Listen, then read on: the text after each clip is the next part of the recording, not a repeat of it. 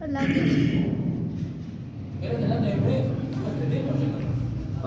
لله وكفى وسلام على عباده الذين اصطفى لا سيما على سيد الرسل وخاتم الأنبياء وعلى آله الذين سلكوا على طريق الهدى. أما بعد فأعوذ بالله من الشيطان الرجيم. بسم الله الرحمن الرحيم. وعاشروهن بالمعروف فإن كرهتموهن فعسى أن تكرهوا شيئا ويجعل الله فيه خيرا كثيرا. صدق الله العظيم وصدق رسوله النبي الكريم ونحن على ذلك لمن الشاهدين والشاكرين والحمد لله رب العالمين. یا رب صل وسلم دائما ابدا على حبيبك خير الخلق كلهم والحبيب الذي ترجى شفاعته لكل حول من الأحوال مقتحم. رب اشرح لي صدري ويسر لي أمري واحلل عقدة من لساني يفقه قولي. رب زدني علما رب زدني عملا سبحانك لا علم لنا إلا ما علمتنا إنك أنت العليم الحكيم. تمام حضرات محبت اور شوق کے ساتھ ثواب کی نیت سے بآواز بلند درود پاک پڑھ لیں. اللہم صلی علی سیدنا و مولانا محمد وعلی آل سیدنا و مولانا محمد وبارک وسلم. اللہم صلی علی سیدنا و مولانا محمد وعلی آل سیدنا و مولانا محمد وبارک وسلم. اللہم صلی علی سیدنا و مولانا محمد وعلی آل سیدنا و مولانا محمد وبارک وسلم. میرے انتہائی قابل احترام قابل صد احترام و تکریم معزز و مکرم سامعین کرام، گزشتہ کئی جمعوں سے ایک مضمون آپ کے سامنے عرض کر رہا ہوں کہ آج ہمارے گھروں میں ناچاکیوں اور ایک دوسرے سے اختلافات اور آخر میں طلاق تک کی نوبت کیوں آتی ہے، اس کی وجوہات کا بیان ہو رہا تھا. چونکہ یہ ہر گھر کی ضرورت ہے، ہر کنبے کی، ہر خاندان کی ضرورت ہے، تاکہ وہ ان وجوہات کو جان لے اور پھر اس کے بعد اپنے آپ کو، اپنی اولاد کو، اپنے خاندان کو ان باتوں سے بچائے تاکہ گھر میں طلاق کی نوبت کسی کی بیٹی کو اس کے ساتھ ظلم زیادتی نہ ہو یا کسی کے بیٹے کے ساتھ ظلم زیادتی نہ ہو. وہ تب ہوگا کہ جب ہمیں اس بات کا علم ہوگا. تو طلاق کی وجوہات بیان ہو رہی تھی، اس میں سے 3 وجہ آپ کے سامنے میں نے عرض کر دی تھی. ایک تو یہ تھی کہ دینی علوم سے بہت زیادہ ناواقفی جو ہے، بندے کو پتہ ہی نہیں ہے، اس وجہ سے بھی طلاق کی نوبت آتی ہے. اور رشتے کا غلط انتخاب کرنا، اس وجہ سے بھی طلاق کی نوبت آتی ہے. اور گناہوں کی کثرت کا ہونا شادی بیاہوں کے اندر، رشتوں کے اندر، یہ بھی ایک وجہ تھی جو آپ کے سامنے میں نے عرض کی تھی. اب آج کے بیان میں آپ کو عرض کروں گا کہ ایک چوتھی وجہ ہے جو وجہ بن جاتی ہے طلاق کی، اور وہ ہے میاں بیوی کا ایک دوسرے کے حقوق کو ادا نہ کرنا. جب میاں بیوی کے حق کو ادا نہیں کرے گا، بیوی خاوند کے حق کو ادا نہیں کرے گی، تو پھر آخر بات طلاق تک پہنچے گی، نوبت طلاق تک آئے گی اور آپس میں جدائی ہو جائے گی۔ تو اسی موضوع پر مختصر سی بات آپ کے سامنے عرض کرنا چاہتا ہوں کہ بھئی ہم میاں بیوی کے حق کیا ہیں اور وہ ان کو کیسے پورا کریں۔ دیکھیں ہم مسلمان ہیں، ہمارے ذمہ جو اللہ کی طرف سے حق لازم ہوتے ہیں نا، وہ دو طرح کے ہیں۔ ایک کو حقوق اللہ کہا جاتا ہے اور ایک کو حقوق العباد کہا جاتا ہے۔ حقوق اللہ وہ ہوتا ہے جو اللہ کا حق ہو، جو خالصتاً اللہ کا حق ہو، اس کو پورا کرنا ہم کہتے ہیں یہ حقوق اللہ ہے۔ اور ایک وہ ہوتا ہے کہ جو بندوں کا بندوں پر حق ہوتا ہے۔ کوئی بندہ کسی کے ساتھ زیادتی نہ کرے، کسی کو گالی نہ دے، کسی کو مارے نہ، کسی کے ساتھ فراڈ نہ کرے، دھوکہ نہ کرے، کسی کا مال ہڑپ نہ کرے، کسی کی جگہ پر قبضہ نہ کرے، کسی سے جھوٹ نہ بولے۔ یہ سارے کے سارے حق بندوں کے بندوں پر ہیں۔ ان دونوں حقوں کا پورا کرنا انسان پر لازم ہے۔ اچھا، عمومی طور پر حقوق اللہ کا تو پھر بھی ہمیں خیال رہتا ہے اور اس کو پورا کرنے کی کوشش کی جاتی ہے، لیکن حقوق العباد کا بالکل خیال نہیں رہتا۔ حالانکہ حقوق العباد کا معاملہ زیادہ سخت ہے۔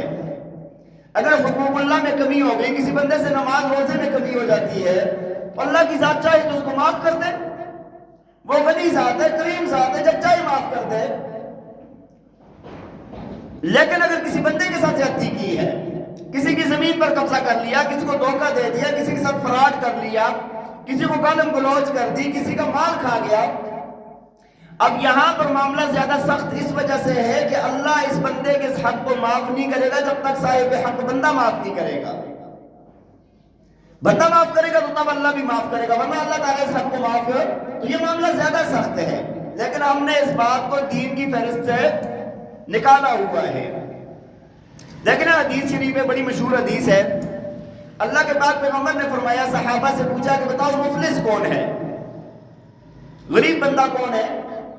تو جو ظاہر جواب بنتا ہے وہ انہوں نے جواب دے دیا صحابہ نے کہ یا رسول اللہ، غریب مفلس بندہ وہ ہے کہ جس کے پاس مال دولت نہ ہو۔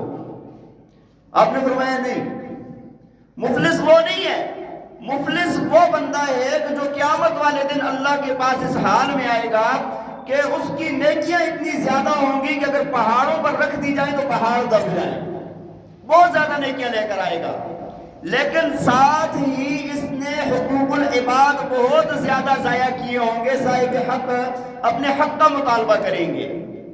اللہ تعالیٰ فرشتوں سے فرمائیں گے کہ اس کی نیکیاں اٹھا کے ان کو دے دی جائیں۔ فرمایا اس کی نیکیاں جب تقسیم ہوں گی تو ایک وقت ایسا آئے گا اس کی ساری نیکیاں ختم ہو جائیں گی جو یہ دنیا سے لے کر گیا تھا، اور بندے پیچھے باقی ہوں گے۔ اب اللہ تعالیٰ پھر فرمائیں گے، فرشتے جب پوچھیں گے، اللہ فرمائیں گے اب ان کے گناہوں کو اس کے پلے ڈال دو۔ فرمایا پھر وہ گناہ اس کے حساب سے اس کے پلے میں ڈال دیے جائیں گے۔ فرمایا یہ بندہ سب سے بڑا غریب مفلس انسان ہے کہ جو نیکیوں کے پہاڑ لے کر آیا تھا اور گناہوں کے پہاڑ لے کر جہنم میں جا رہا ہے، جہنم میں ڈال دیا جائے گا۔ حقوق العباد کا معاملہ بہت زیادہ سخت معاملہ ہے، لیکن پرواہ ہم لوگوں کو جو مرضی ہو جائے، جیسے مرضی ہو جائے، جس کا حق جیسے ضائع ہوتا ہے، ہمیں کوئی پرواہ نہیں ہے اس بات کی۔ تو بھائی اس بات کا بہت دھیان دیں۔ اب دیکھیں نا، ان حقوں میں سے میں نے آپ کو پہلے بھی کئی بار یہ بات عرض کی ہے کہ ان حقوق میں سے سب سے ایک مضبوط ترین حق جو آتا ہے وہ میاں بیوی کا حق ہے۔ میاں بیوی کے ایک دوسرے پر حقوق لازم آتے ہیں۔ اب یہ حق جب ادا نہیں کرتے ایک دوسرے کے تو بات طلاق تک پہنچ جاتی ہے۔ اگر ان کو ادا کر دیا جائے، ان حقوں کو، بیوی اپنا حق ادا کر رہی ہے، خاوند اپنا حق ادا کر رہا ہے، تو کبھی بھی طلاق کی نوبت نہیں آئے گی۔ لیکن ایک دوسرے کے حقوق کا پتہ ہی نہیں ہوتا۔ خاوند اپنی جگہ پر جو ہے نا تیس مار خان بنا ہوتا ہے، بیوی اپنی جگہ پر جو ہے نا وہ ملکہ بنی ہوتی ہے، اس کو کوئی پرواہ نہیں ہوتی۔ جب پرواہ نہیں ہوتی، ایک دوسرے کے حق ادا نہیں ہوتے، تو پھر آخر بات طلاق تک پہنچ جاتی ہے، اور طلاق ہو جاتی ہے، جدائی ہو جاتی ہے۔ بعد میں دو خاندانوں کے جھگڑے، آپس کی ذلت، ایک دوسرے کے بچوں کا خوار ہونا، یہ ساری باتیں بعد میں لازم آتی ہیں۔ پہلے سے پتہ ہوتا تو یہ معاملات نہ ہوتا۔ اب آپ دیکھیں اللہ تعالیٰ نے نا مردوں پر جو عورتوں کے حق لازم کیے ہیں نا وہ بہت زیادہ ہیں، ان کی تفصیلات بیان کر دی جائیں تو بہت زیادہ کئی جملے لگ جائیں گے، لیکن مختصر اختصار کے ساتھ تھوڑے تھوڑے حق دونوں کے بیان کر دیتا ہوں تاکہ بات سمجھ میں آ جائے۔ اللہ تعالیٰ نے بیوی کا اتنا زیادہ حق رکھا ہے خامن پر کہ اس کے حق کا بیان اللہ نے قرآن میں فرمایا ہے۔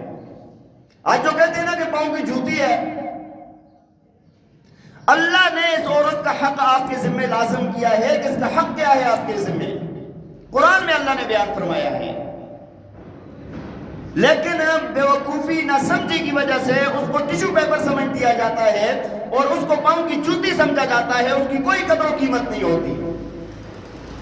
اللہ تعالیٰ نے قرآن میں ہم سب کو متوجہ کر کے، پوری کائنات کے مردوں کو متوجہ کر کے فرمایا ہے، فرمایا وَعَاشِرُوهُنَّ بِالْمَعْرُوفِ۔ اللہ فرماتے ہیں کہ اس بیوی کے ساتھ حسن سلوک کا معاملہ کرو۔ کیا مطلب؟ ہر چیز میں حسن سلوک کے اندر ساری کھانا پینا رہنا سہنا پہننا رہائش سب کچھ بات چیت ہر چیز اس کے اندر آ جاتی ہے۔ ان کے ساتھ اچھائی والا معاملہ کرو، حسن سلوک والا معاملہ کرو۔ اور بعض دفعہ کیا ہوتا ہے کہ بیویاں اتنے اچھے اخلاق کی یا عادات انسان کو پسند نہیں ہوتی یا شکل و صورت پسند نہیں ہوتی، بعض دفعہ یہ بھی تو ہوتا ہے نا۔ اللہ فرماتے ہیں مجھے بھی یہ بات پتہ ہے، اگر تمہیں ایسی کوئی بات اچھی نہیں لگتی نا تو زیادہ پریشان ہونے کی ضرورت نہیں ہے، اللہ نے پھر بھی تمہارے لیے نفع رکھا ہوا ہے ان میں۔ وَإِن كَرِهْتُمُوهُنَّ فَعَسَىٰ أَن تَكْرَهُوا شَيْئًا وَيَجْعَلَ اللَّهُ فِيهِ خَيْرًا كَثِيرًا۔ فرمایا کہ اگر تمہیں ان کی کوئی بات اچھی نہیں لگتی نا، فرمایا کہ اللہ کی حکمت ہے، بعض دفعہ اللہ تعالیٰ کوئی چیز انسانوں کو اچھی نہیں لگتی، اللہ نے اس کے اندر بہت خیر رکھی ہوتی ہے، بہت زیادہ اللہ نے خیر رکھی ہوتی ہے۔ تو ہمیں قرآن نے حکم دیا ہے کہ بیویوں کے ساتھ کیا کرنا ہے، حسن سلوک کرنا ہے۔ نبی پاک صلی اللہ علیہ وسلم کا ایک ارشاد گرامی ہے، آپ نے فرمایا اکمل المؤمنین ایمانا احسنهم خلقا۔ فرمایا ایمان والوں میں سے سب سے کامل ایمان والا وہ شخص ہے کہ جس کا اخلاق اچھا ہو۔ اور آگے ساتھ ہی فرمایا وَخِيَارُكُمْ خِيَارُكُمْ لِأَهْلِهِ، فرمایا اور تم میں سے بہترین انسان وہ ہے جو اپنے گھر والوں کے ساتھ اچھا ہے۔ اخلاق اچھا کدھر نظر آئے گا؟ باہر محلے میں سب کا اخلاق بہت اچھا ہوتا ہے، باہر آئیں گے بندہ کہے گا کہ جنید بغدادی ہے، یہ حسن بصری کا چہرہ نظر آئے گا بندے کے چہرے میں، یہ حشاش بشاش یاروں دوستوں میں کھلتا کھلاتا خوش خوشحال، ہاں ایسا بندہ کہتے ہیں اس سے اچھے اخلاق والا کوئی نہیں ہے۔ لیکن جیسے ہی گھر میں داخل ہوتا ہے ایسے لگتا ہے کہ جس طرح ہلاکو خان داخل ہو گیا ہے گھر میں، چنگیز خان بھی شرما جائے۔ اور اللہ کے بندوں گھر میں داخل ہوئے ہو، کون سا تم نے کوئی ریسلنگ کرنے کے لیے اندر چلے گئے ہو یا کون سا پہلوان سے تمہارا کوئی پانا پڑنے والا ہے؟ گھر میں جاؤ ایسے جاؤ رحمت بن کر جاؤ، گھر میں زحمت بن کر نہ جاؤ۔ یہ نہ ہو کہ گھر میں جاتی بیوی بھی تنگ ہو جائے، بچے بھی تنگ ہو جائیں کہ بس اسرائیل آ گیا ہے۔ گھر میں جائیں بالکل مسکراتے ہوئے ہنستے ہوئے پیار محبت کے ساتھ، وہ گھر والے سارے آپ کا انتظار کر رہے ہوتے ہیں، اولاد انتظار کر رہی ہے والد صاحب کب آئیں گے، بیوی انتظار کر رہی ہے میرا خاوند کب آئے گا۔ اور خاوند جو ہے نا وہ جلاد جیسی شکل لے کر داخل ہوگا تو گھر میں کیا سکون ہوگا، پیار سے محبت سے۔ نبی پاک صلی اللہ علیہ وسلم کی 9 ازواج مطہرات ایک وقت میں تھی، ہاں، اور اما عائشہ رضی اللہ تعالیٰ عنہ فرماتی ہیں کہ نبی علیہ السلام کی طرف سے مارنا پیٹنا تو بڑے دور کی بات ہے، کبھی بھی ایسے نہیں ہوا کہ آپ گھر میں داخل ہوئے ہوں اور آپ کے چہرے پر مسکراہٹ نہ ہو۔ 9 سوکنے ایک جگہ پر رہ رہی ہیں، 9 سوکنے ایک محلے میں، وہاں پر بھی تو یہ معاملات ہوتے ہوں گے، پریشانیاں، دین کی پریشانیاں کتنی تھی، لوگ کتنا ظلم زیادتی کر رہے تھے، لیکن فرمایا جب بھی گھر میں داخل ہوئے چہرہ مبارک پر مسکراہٹ ہوا کرتی تھی۔ تو ہم نبی علیہ السلام کے جان لیوا ہیں یا ہٹلر کے؟ اور بھائی ہم نے اپنا نبی کس کو مانا ہے؟ محمد عربی محمد مصطفیٰ احمد مجتبیٰ صلی اللہ علیہ وسلم کی ذات گرامی کو، تو ان کی تابعداری کریں گے نا، نہ کہ ہم کسی اور غیر کی کہ بھائی گھر میں داخل ہو تو ایسے ہونا ہے، فلاں کرنا ہے، فلاں کرنا ہے۔ ایسے عجیب و غریب لوگ ہیں۔ ایک بندہ مجھے ملا، کہنے لگا، کہتا ہے کہ ہفتے میں نا ایک بار بیوی کو ضرور مارنا چاہیے۔ میں نے کہا کیوں؟ کہتا ہے روب اچھا رہتا ہے۔ کیا بے وقوفی ہے یار، کل تیری بیٹی کسی کی بیوی بنے گی، اس کو بھی ہفتے میں ایک دن مارنا چاہیے نا۔ پھر سوچو نا اپنے لیے بھی۔ جو آج کہتے ہیں نا کہ ہماری بیٹی کے ساتھ بہت زیادتی ہے، بہت فلاں ہے فلاں ہے، تو انہوں نے کل دوسرے کی بیٹی کے ساتھ کیا کیا ہے؟ یہ دنیا مکافات عمل ہے، تو جیسا کرو گے ویسا بھرو گے، یہ بات میں آپ کو بتا دوں۔ کسی کی بیٹی کو یہ سمجھو کہ اس کی جگہ میری بیٹی ہوتی تو اس کے ساتھ کیا سلوک میں نے برداشت کرنا تھا۔ عجیب و غریب طرح کے لوگ ہمارے سامنے آتے ہیں، بیوی کی کیا کیا برائیاں کریں گے، مارنا پیٹنا گھر میں، ظلم زیادتیاں گھر میں، یہاں تک اتنے بے غیرت قسم کے لوگ بھی میں نے دیکھے ہیں جو بیویوں پر الزام لگاتے ہیں، تہمتیں لگاتے ہیں۔ یار اگر کوئی بات خدا نخواستہ اگر کوئی ایسی بات ہے تو تمہیں حق دیا ہے شریعت نے، ٹھیک ہے طلاق دے دو، لیکن تمہارے بچوں کی ماں ہے یا تمہاری زندگی کا ساتھی ہے، اس پر تہمتیں نہ لگاؤ۔ یا اگر خدا نخواستہ کبھی غلطی ہے بھی تو توبہ کر لے گی، توبہ اس کی بھی قبول ہوتی ہے جس طرح آپ کی ہوتی ہے، کہ نہیں اس کے لیے توبہ کا دروازہ بند ہو گیا ہے۔ اگر برداشت ہے تو میں تو ٹھیک ہے، نہیں تو طلاق کا راستہ بھی ہے، اور لازمی نہیں ہے کہ جب طلاقیں ہو جاتی ہیں پھر کیا کرتے ہیں؟ بہت اچھی بیوی بھی انہوں 50,000 تہمتیں لگاتے ہیں۔ اللہ کے بندو، اگر خدا نخواستہ حقیقت میں کوئی ایسی بات موجود ہے، حقیقت میں ایسی بات موجود ہے، تو فرمایا کہ تم بس کو نہیں بن رہی تھی کہ بات ختم ہو گئی، بس نہیں بن رہی تھی بات ختم ہو گئی، کیا ضرورت ہے اتنا اچھالنے کی، تمہارے ساتھ زندگی گزاری ہے اس نے۔ اور میں نے اپنی آنکھوں سے ایسے لوگ دیکھے ہیں، یہ الزام لگا کے بہت کچھ کر کے طلاقیں دے دیتے ہیں، بعد میں پھر رجوع کر لیتے ہیں، واپس لے آتے ہیں۔ جو پہلے 50,000 باتیں کی ہوتی ہیں ان کا کیا ہوگا؟ شرم حیا بالکل ختم ہو گئی ہے۔ تو بات یہ عرض کر رہا تھا کہ گھر میں بیوی کا خاوند پر بہت بڑا حق ہے۔ خاوند کو چاہیے کہ اس چیز کو مضبوط رکھے، اپنے اس نظام کو، گھریلو نظام کو مضبوط رکھے، کبھی بھی اپنے گھر کے معاملے میں تیسرے بندے کو داخل نہ کرے۔ آپ کا قریبی سے قریبی کیوں نہ ہو، گھر کے معاملات میں کسی تیسرے کو داخل نہ کرے۔ جب تیسرا بندہ آئے گا نا، گھر برباد ہو جائے گا، بہت مشکل پڑ جائے، بہت مشکل پڑ جائے، آپس کے معاملات حل نہیں ہو رہے، پھر تیسرے کو ڈالا جاتا ہے۔ وہ بھی قرآن نے کہا ہے کہ حکم من اہلیہ و حکم، اللہ تعالیٰ نے دوسرے بارے میں فرمایا کہ ایک لڑکی والوں کی طرف سے کوئی حکم ہو جائے اور ایک لڑکے والوں کی طرف سے، خاندان کے لوگ قریبی جو آپ کے چاہنے والے ہیں، ٹھیک ہے، سمجھدار بندہ ہے، یہ بھی جب حل نہ ہونا پھر باہر کے بندے کو بلایا جاتا ہے۔ ہمارے گھر میں تو پتہ ہی نہیں ہوتا، سب سے پہلے پورے محلے کو پتہ ہوتا ہے۔ بات سمجھ آ رہی ہے کہ نہیں؟ تو بہرحال مختصر بیوی کے خاوند پر یہ حقوق ہیں کہ پیار محبت سے رہے، اس کو نام نفقہ دے، اس کی عزت احترام ہر چیز کا خیال رکھے۔ اور بیوی پر خاوند کے جو حق ہیں، اللہ کے پاک پیغمبر نے فرمائی ہے ایک بات، فرمایا کہ الدنیا متاع وخیر متاعها المرأة الصالحہ، فرمایا دنیا ایک نفع کا سامان ہے، فائدے کا سامان ہے، اور فرمایا دنیا کے سارے نفع کے سامانوں میں سے بہترین سامان جو ہے وہ نیک بیوی ہے۔ نیک بیوی کائنات میں جتنی بھی چیزیں آپ کو راحت سکون والی نظر آ رہی ہیں نا، یا نفع والی نظر آ رہی ہیں، ان سب میں زیادہ نفع والی چیز اور انسان کی خیر والی چیز وہ نیک بیوی ہے۔ اور نیک بیوی کس کو کہیں گے؟ وہ اللہ کے نبی نے بتا دیا، بس ایک وہ حدیث آپ کو بیان کر دیتا ہوں، انشاءاللہ بات سمجھ میں آ جائے گی۔ اللہ کے نبی نے نیک صالحہ خاتون کی 5 صفات کا بیان فرمایا ہے۔ کتنی صفات کا؟ ہر مسلمان بچی، بیٹی، بہن وہ ان 5 باتوں کو اپنا لے تو بس وہ معاشرے کی بہترین عورت بن جائے گی۔ صرف 5 باتیں۔ پہلی بات کیا فرمائی؟ فرمایا کہ ان امرها اطاعته وان نظر الیها سرته وان اقسم علیها ابرته وان غاب عنها نصحته في نفسها فمالها. اب آپ دیکھتے جائیں. فرمایا پہلی بات فرمایا کہ اگر خامد حکم دے تو بیوی اس کی تابعداری کرے. بیوی اس کی کیا کرے؟ تابعداری کرے، اس کی اطاعت کرے. جو بھی خامد حکم دیے جا رہے ہیں نا، بیوی کا کام ہے اس کو ماننا. بیوی کا کام کیا ہے؟ اس کو ماننا.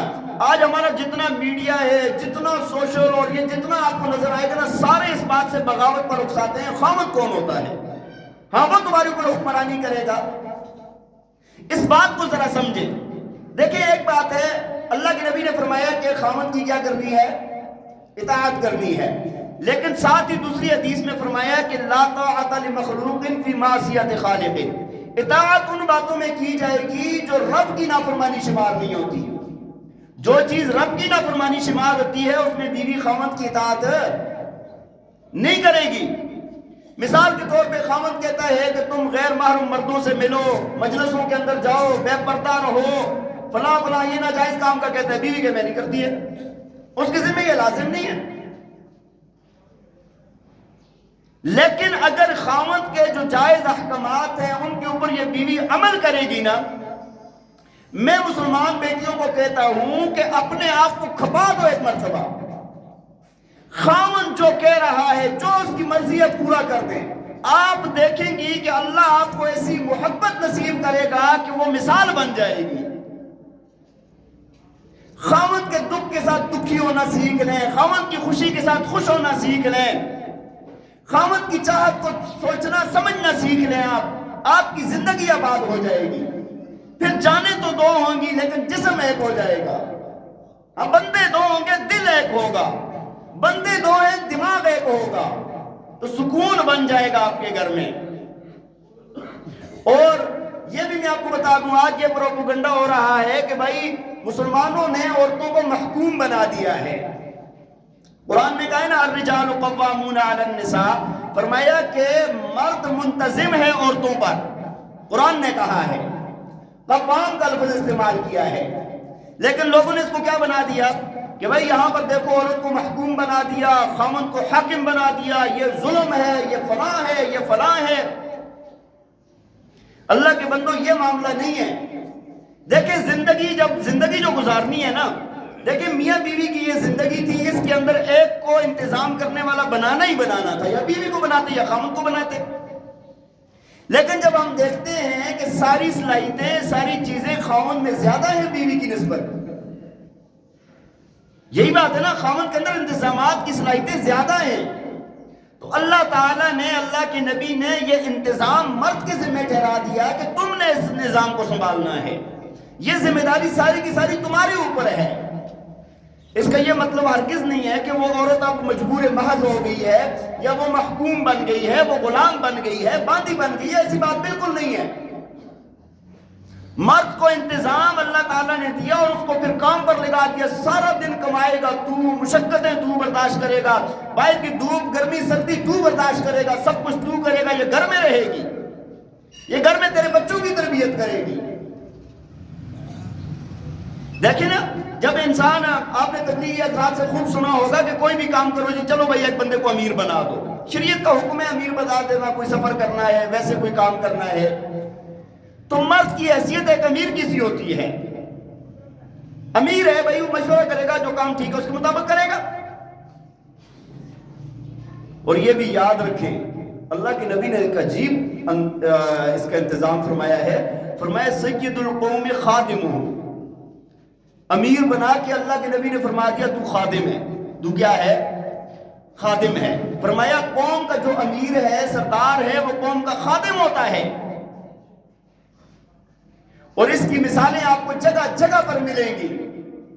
مفتی تقی صاحب دامت برکاتہم العالیہ نے اپنے والد صاحب مفتی شفیع صاحب رحمہ اللہ تعالی علیہ کا ایک واقعہ نقل کیا ہے، بڑا پیارا. دارالعلوم دیوبند کے استاد تھے، بہت بڑے استاد تھے، مولانا اعزاز علی صاحب رحمہ اللہ تعالی علیہ، اور یہ مفتی شفیع صاحب کے استاد ہیں.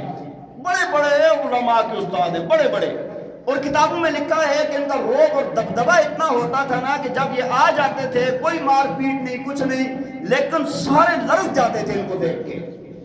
اللہ نے ایک دینی روب عطا فرمایا ہوا تھا۔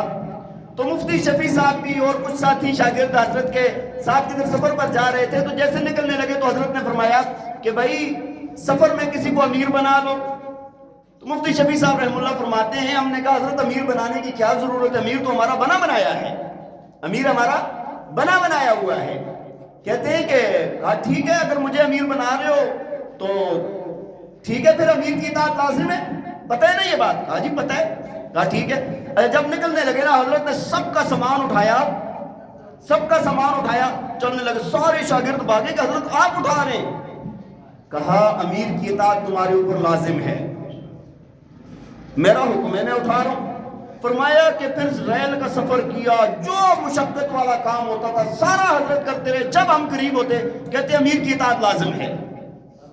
تو اسلام نے تو یہ ایک ہمیں دی ہے بنیاد کہ سید القوم خادمہم، کہ جو قوم کا سید ہوتا ہے، امیر ہوتا ہے، وہ ان کا خادم ہوتا ہے۔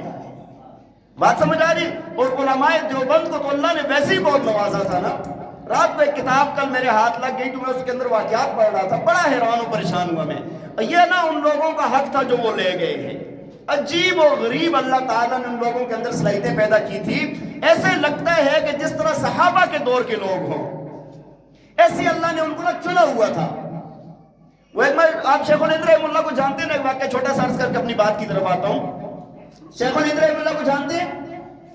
حضرت مولانا مفتی محمود الحسن صاحب رحمہ اللہ تعالی علیہ کتنے بڑے عالم ہیں، تھانوی صاحب جیسے ان کے شاگرد ہیں، اور اتنے بڑے اللہ تعالیٰ نے کیا صلاحیتیں ان کو عطا فرمائی تھی۔ ایک واقعہ میں نے پڑھا کہ ایک بہت بڑا مدرسہ تھا، اس کے محتمم صاحب تھے معین الدین رحمہ اللہ تعالی علیہ۔ تو ان نے ان کی بہت شہرت سنی تھی، کبھی دیکھا نہیں تھا، وہ ملاقات کے لیے آئے، دیوبند آئے، گرمیوں کے دن تھے۔ فرمایا کہ جب حضرت کا پوچھا تو بتایا کہ فلاں گھر ہے، فلاں جگہ پر رہتے ہیں۔ کہا جب وہاں پر گئے نا تو دیکھا ایک بندے نے دھوتی پہنی ہوئی اور اوپر بنین پہنی ہوئی کھڑا ہے، کوئی کام کر رہا ہے۔ ملاقات ہوئی، کہا جی میں حضرت مولانا مفتی محمود الحسن صاحب دامت برکاتہم العالیہ سے ملاقات کرنے کے لیے آیا ہوں۔ کہا حضرت اچھا ٹھیک ہے تشریف لے آئیں۔ اندر لے گئے، ان کو بٹھایا، کہا جی ملاقات کروا دیں۔ کہا اچھا بیٹھے بیٹھے ہو جاتی ہے ملاقات۔ کہا شربت بنا کے لایا، پانی پلایا ان کو، وہ پانی پی رہے، پھر کہہ رہے ہیں حضرت سے دیکھیں، حضرت سے پتہ کر لیں کہ حضرت ہیں کہ نہیں۔ کہا ہو جاتی ہے ملاقات۔ پھر تھوڑی دیر گزری، کھانا بنا کر لے آئے، کھانا رکھا۔ کہا میں کھانا کھانی ہے، میں حضرت سے ملاقات کرنے آیا ہوں۔ کہا کھانا کھا لیں ملاقات ہو جائے گی۔ ہاں جی، کھانا کھایا، اس کے بعد پھر بیٹھے ہوئے۔ کہا حضرت میں ملاقات کے لیے آیا ہوں، آپ میری ملاقات نہیں کروا رہے۔ ہاں جی، تھوڑا اپنے سٹائل میں نا بڑے عالم تھے۔ کہا جی آپ جو کہہ رہے ہیں نا کہ حضرت مولانا مفتی محمود الحسن صاحب دامت برکاتہم العالیہ، فرمایا اس کو تو میں نہیں جانتا، ہاں محمود الحسن میرا ہی نام ہے، اتنے بڑے بندے کو تو میں نہیں جانتا، محمود الحسن میرا نام ہے، پہچانا تک نہیں، اتنی بڑی شخصیت ہیں۔ وہ ایک مرتبہ کے اندر تقریر کے لیے ساتھیوں نے بہت زور لگایا نا، بہت زور لگایا، تو اٹھ کے کھڑے ہوئے، فرمایا تقریر کے لیے بڑا مجمع تھا، تو ایک حدیث پڑھی، ابتدا کی اپنی تقریر کی کہ فقیہ واحد اشد علی الشیطان من الف عابد۔ تو یہ کر کے وہ ساتھ ہی ترجمہ کیا کہ ایک عالم جو ہے نا وہ شیطان پر 100 عابدوں سے زیادہ باری ہے۔ ایک بندہ اٹھ کے کھڑا ہو گیا، کہتا ہے آپ نے ترجمہ غلط کیا ہے، آپ نے ترجمہ غلط کیا ہے، باری کا ترجمہ یہاں شبدوں کا معنی باری نہیں ہوتا۔ فرمایا حضرت نے کہا تھا میں ان کو پہلے ہی کہہ رہا تھا کہ مجھے کچھ نہیں آتا، انہوں نے مجھے نہیں چھوڑا، واپس بیٹھ گئے۔ کہا میں تو پہلے ہی کہہ رہا تھا مجھے نہیں آتا، اتنے بڑے عالم، اور پھر کہا کہ آپ میری اصلاح کر دیں کہ کیا اس کا معنی کیا بنتا ہے۔ تو وہ کہنے لگا کہ اشدوں کا معنی یہاں پر یعنی نقصان پہنچانے والا وہ معنی بنتا ہے اس کا۔ تو حضرت نے فوراً فرمایا کہ بھئی وہ جو حدیث جبریل ہے، یا جو حدیث کے اندر آتا ہے جب نبی علیہ السلام پر وحی نازل ہوتی تھی، فرمایا کہ فلاں وحی مجھ پر اشدو، کیا وہاں پر نقصان والا معنی ہے باری والا معنی ہے؟ بندہ خاموش، حضرت نے کہا معذرت میں نہیں کر سکتا تقریر، معنی ان کا ٹھیک تھا، اتنے بڑے بڑے اللہ تعالیٰ نے ان کو نوازا تھا. بہرحال کبھی پڑھے ان کے واقعات کو. تو بات یہ عرض کر رہا تھا کہ اچھی بیوی کا کام، پہلا کام کیا ہے؟ ان امرہا اطاعتہ، وَإِن، آگے فرمایا وَإِن نَظَرَ إِلَيْهَا سَرَّتْهُ، خامند اس کی طرف دیکھے تو خامند کو وہ خوش کر دے. بات سمجھ آ رہی ہے؟ اپنا رنگ ڈھنگ، اپنا پہننا بیٹھنا اٹھنا، یہ چیزیں بیوی اچھی رکھے. لیکن ہمارے ہاں الٹا چلتا ہے. بیویاں دو بڑی بڑی غلطیاں کرتی ہیں. ہاں، ایک تو یہ ہے کہ گھر میں رہیں گی جیسے بندہ کہتا ہے نکریانی، سلوار الگ، قمیص الگ، بال بکھرے ہوئے، چھانگا مانگا بنے ہوئے، ہاں، چہرے کے اوپر اتنا 2-3 دن سے چہرہ نہیں دھویا. حقیقت بات بتا رہا ہوں کہ یہ عمومی ایک فضا بنی ہے. گھر کے اندر بالکل گندی مندی جیسی رہ رہی ہیں، کوئی پرواہ نہیں ہے. اور جب باہر نکلیں گی پھر آپ دیکھیں، آپ بننا سورنا، کپڑے لباس، نانا دھونا سب کچھ بڑا، پھر بیگم بن جائے گی، بیگم صاحبہ.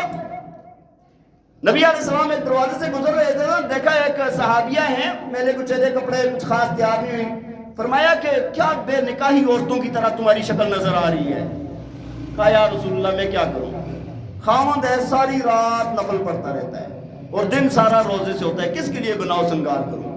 آپ نے فوراً خاوند کو بلایا اور فرمایا کہ ان لنفسک علیک حقا، ان لعینک علیک حقا، وان لزوجک علیک حقا. فرمایا کہ تیری جان کا بھی تیرے اوپر حق ہے، تیری آنکھوں کا بھی تیرے اوپر حق ہے، تیری بیوی کا بھی تیرے اوپر حق ہے. عبادت بھی کر، آرام بھی دے جسم کو، رات کو جاگا بھی کر اور سویا بھی کر، آنکھوں کو بھی سکون دے، اور بیوی کے بھی حقوق ادا کر. تو پہلی بات کیا ہے؟ گھر میں گندی مندی، باہر بناؤ سنگار. اور بعض بناؤ سنگار پر جب آتی ہیں تو ایسا بناؤ سنگار کرتی ہیں کہ وہ بات فیشن کی حد سے بھی بہت آگے چلی جاتی ہے. دیکھیں آپ نے کبھی بچے دیکھیں؟ ہاں، وہ ناخنوں کو پھر کاٹنا یا وہ چیز چھوڑ کے ان کو پالنا شروع کر دیتی ہیں. بندہ کہتا ہے برچے ہیں برچے. لباس ایسا ہوگا کہ پہنا ہوا ہے لباس لیکن ننگی ہیں. بال ایسے کاٹیں گی جس طرح بندہ کہتا ہے بندہ یہ نہیں پہچان سکتا کہ غلام رسول ہے یا سکینہ ہے. ہاں، مردوں نے عورتوں کی مشابہت شروع کر دی، عورتوں نے مردوں کی مشابہت شروع کر دی. کئی بچے نوجوان نظر آتے ہیں، یقین مانے دیکھ کر ایک افسوس ہوتا ہے کہ اس کے ابا نے بھی اس پر مٹھائی تقسیم کی ہوگی کہ میرے گھر میں بیٹا ہوا ہے. لیکن اس مسکین کو کیا پتا تھا کہ بیٹے کی شکل میں گھر میں بیٹی پیدا ہو گئی ہے. اللہ کے نبی نے لعنت فرمائی ہے ایسی عورتوں پر کہ جو مردوں کی مشابہت اختیار کریں اور ایسے مردوں پر جو عورتوں کی مشابہت اختیار کریں. تو اپنے بناؤ سنگار پر جب آئیں گی تو بالکل ہی پرواہ نہیں ہوگی. اللہ کے نبی نے فرمایا نا، فرمایا کہ 2 طرح کے لوگ میرے بعد آئیں گے اور دونوں پر لعنت ہے. دونوں پر کیا ہے؟ فرمایا ایک وہ لوگ جن کے ہاتھ میں گائے کے دم کی طرح ڈنڈے ہوں گے اور وہ لوگوں پر برسائیں گے، لوگوں کو ناحق پیٹیں گے. جلسے جلوسوں کے اندر آپ کو خوب نظر آتا ہوگا. بات سمجھ آ رہی ہے کہ نہیں؟ کون ہے پیٹنے والے ڈنڈے لے کے؟ اور دوسرا فرمایا کہ وہ عورتیں نساء کاسیات عاریات ممیلات مائلات لا يدخلن الجنہ ولا یجدن ریحہا. فرمایا فإن ریحہا، فرمایا کہ بے شک یہ وہ عورتیں ہوں گی کہ جو کاسیات کپڑے پہنے ہوں گے، عاریات لیکن ننگی ہوں گی. لباس اتنا ٹائٹ ہے، یا ہاں ادھر سے ننگا، ٹخنے ننگے، بازو ننگے، ہاں، یا اتنا ٹائٹ لباس ہے سارا جسم ظاہر ہو رہا ہے. فرمایا کہ ممیلات مائلات، لوگوں کو اپنی طرف مائل کریں گی، خود لوگوں کی طرف مائل ہوں گی. لم يدخلن الجنہ، فرمایا جنت کے اندر یہ داخل نہیں ہوں گی. ولا یجدن ریحہا، اور نہ ہی جنت کی خوشبو سونگیں گی. فإن ریحہا لیوجد من مسیرت کذا و کذا. فرمایا حالانکہ جنت کی خوشبو تو اتنے دور دور تک جائے گی. دوسری حدیث میں آتا ہے 500 سال کی مسافت تک جائے گی. تو دوسرا حکم جو دیا ہے، بیوی اپنے آپ کو بناؤ سنگار کرے، اچھی رہے خاوند کے لیے، لیکن شریعت کے دائرے کے اندر خاوند کے لیے بناؤ سنگار کرے. اور تیسرا حکم جو دیا ہے حدیث میں نیک بیوی کا جو بتایا ہے، فرمایا کہ وَإِنْ أَقْسَمَ عَلَيْهَا أَبَرَّتْهُ. فرمایا کہ اگر خاوند اس کے سر پہ کوئی قسم کھا لینا، یہ خاوند کو بری کر دے. خاوند نے کسی بات کی قسم کھا لی جو جائز بات ہے کہ تو یہ کام کرے گی، خاوند نے ایک ناز میں قسم کھا لی ہوگی نا، تو تو اس کو چاہیے کہ خاوند کی محبت کو پورا کرے نا. بات سمجھ آ رہی ہے؟ اور اگلی چوتھی بات فرمائی بین غاب عنہا نصحتہ فی نفسہا و مالہا، فرمایا خاوند کی عدم موجودگی کے اندر اپنی عزت آبرو، اپنی جان اور خاوند کی مال کی حفاظت کرنے والی ہو. یہ نہیں ہے کہ خاوند موجود ہے تو پردہ ہو رہا ہے، خاوند نہیں ہے تو پردہ گیا. خاوند موجود ہے تو مال کی بڑی حفاظت ہو رہی ہے، خاوند نہیں ہے تو مال کو اڑایا جا رہا ہے. یہ نیک بیوی کی چوتھی صفت ہے. اور پانچویں صفت حدیث کے اندر آتا ہے، صحابہ نے پوچھا یا رسول اللہ نیک عمل سب سے اچھا عمل کون سا ہے؟ آپ نے فرمایا کہ سب سے اچھا عمل جو ہے نا لسان ذاکر و قلب شاکر و زوجۃ مؤمنۃ تعینہ علی دینہ. فرمایا کہ اچھا عمل، سب سے اچھا عمل یہ ہے کہ زبان ذکر کرنے والی ہو، اللہ کی یاد والی ہو، دل شکر کرنے والا ہو، اور بیوی ایسی نیک مومنہ مل جائے کہ جو ایمان پر، دین پر اس کی مدد کرنے والی ہو. ہاں خاوند سست ہو رہا ہے کسی دینی کام میں، یہ بیوی اس کی ہیلپ کر رہی ہے، اس کو زور لگا رہی ہے، ہاں اس کو آگے کر رہی ہے. ٹھنڈ ہے پانی گرم کر کے وضو کر لیجئے جی، ہاں آپ ایسے وہ مدد کرنے والی ہو جو دین پر اس کو لگانے والی ہو. تو یہ 5 صفات نیک عورت کی بیان کی ہیں. اگر عورتیں یہ 5 باتیں اختیار کر لیں تو گھروں کے اندر سکون آ جائے گا. کون کون سی؟ ان امرہا اطاعت ہو، اگر خاوند حکم کرے تو اطاعت کرے، خاوند اس کی طرف دیکھے تو خاوند کو ایسی وہ بنی ہو یا ایسی وہ نظر آ رہی ہو کہ اچھی لگے وہ. اور تیسرا یہ ہے کہ اگر خاوند اس کے لیے کوئی قسم کھا لیتا ہے تو وہ قسم کو پورا کرے. اور اگر خاوند موجود نہ ہو اور خاوند کی عدم موجودگی میں اپنی عزت آبرو کی اور اس کے مال کی حفاظت کرے. اور 5واں خاوند کے دینی کاموں میں اس کی مددگار ہو. اللہ تعالی ہمیں عمل کرنے کی توفیق عطا فرمائے. وآخر دعوانا ان الحمدللہ رب العالمین. اذان کے بعد سنت